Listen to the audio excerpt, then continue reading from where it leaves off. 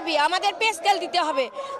আমি ডক্টর ইউনূস সরকারকে বলতে চাই, আপনি যদি পে স্কেল নাই দিবেন তাহলে পে কমিশন কেন গঠন করলেন? আর পে কমিশন গঠন করলেন লক্ষ লক্ষ টাকা খরচ করে, কিন্তু পে স্কেল দিলেন না কেন? আজকে 9টি মাস ধরে আমাদের সরকারি কর্মচারীদেরকে আপনি তাল বাহানা দেখাচ্ছেন, আজ দিব, কাল দিব, অমুক তারিখে দেবো, অমুক তারিখে দেবো। কেন এটা করতেছেন? আমাদের এখন রক্তে আগুন লেগে গেছে। আমরা আজকে পে স্কেলের দাবি নিয়ে মাঠে নেমেছি। এখান থেকে আমরা যমুনার উদ্দেশ্যে রওনা দেব। আমরা প্রজ্ঞাপন না নিয়ে মাঠ থেকে নামবো না।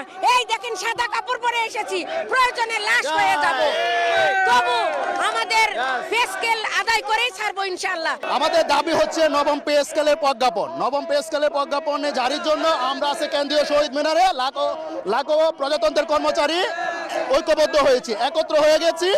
আমরা সরকার বাহুদয়কে স্পষ্ট এই কেন্দ্রীয় শহীদ মিনার থেকে বলে দিতে চাই, নবম পে স্কেল আজকের মধ্যে যদি ঘোষণা না করে, তাহলে আমরা পরবর্তী কেন্দ্রীয় এই শহীদ মিনারের নেতৃবৃন্দে যে সকল কর্মসূচি ঘোষণা করে, এটার সাথে সারা বাংলাদেশের প্রজাতন্ত্রের কর্মচারী একত্রতা পোষণ করে যা যা করার আমরা তাই করব।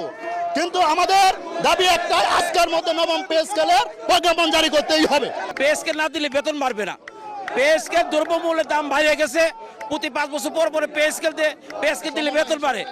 11 বছর কোনো পে স্কেল দিচ্ছে না, সরকারি চাকরিজীবীদের বেতন বাড়ছে না। টাইম স্কেল সিলেকশন গেট বন্ধ, তাহলে একটা পরিবার কিভাবে চলবে? আমরা তো যখন চাকরিতে নিয়োগ হয়েছি, আমরা জানি যে পে স্কেল দিলে বেতন বাড়ে, এই বেতন দিয়ে আমরা পরিবার পরিজন নিয়ে চলবো। যদি সরকার বাহাদুর আমাদেরকে না দেয়, অর্থ উপদেষ্টা বা প্রধান উপদেষ্টা সরাসরি বলে দিলেই চলে যে আমরা আর পে স্কেল দেব না বা সামনের জুলাই দেব, যেটা একটা বলবে স্পষ্ট। আমাদেরকে নিয়ে তালবানা করতেছে, আমাদেরকে অপমান করতেছে, এটা নজিরবিহীন। এই সরকারের বৈষম্য মুক্ত সরকারের আমলে যে এরকম বৈষম্য করবে এবং আমাদেরকে অপমান করবে, আমরা কল্পনা করি নাই। আমরা ভেবেছিলাম যে এই সরকার বৈষম্য বিরোধী সরকার, এই সরকার অতি দ্রুত আমাদেরকে পে স্কেল দেবে, সেই লক্ষ্যে আমরা পে স্কেলের দাবি করেছি এবং সরকার পে কমিশন গঠন করেছে। কিন্তু পরবর্তীতে এসে সরকার আমাদের পে স্কেল নিয়ে তালবাহানা শুরু করেছে, যে পে স্কেল অতি দ্রুত দেওয়ার কথা, কিন্তু এখন পর্যন্ত সেই পে স্কেল দেয় নাই। বর্তমান সরকার একটি বৈষম্য নিরসনের সরকার। আমরা এই সরকারের মাধ্যমে আমরা আকুতি জানিয়েছিলাম, সরকার আমাদের দুঃখ কষ্টগুলো বুঝেছিলেন এবং কি আমাদের নবম পে স্কেলের একটি কমিটি করে দিয়েছিলেন। সেই কমিটির মাধ্যমে সুপারিশ জমা হয়েছে। আমরা আশা করব ইতিমধ্যে আমাদের যে সময় আছে নির্বাচনের আগেই আমাদের এই প্রজ্ঞাপন জারি করে, নবম পে স্কেলের প্রজ্ঞাপন জারি করে সারা বাংলাদেশের কর্মচারীকে ঘরে ফেরার সুযোগ করে দিবেন।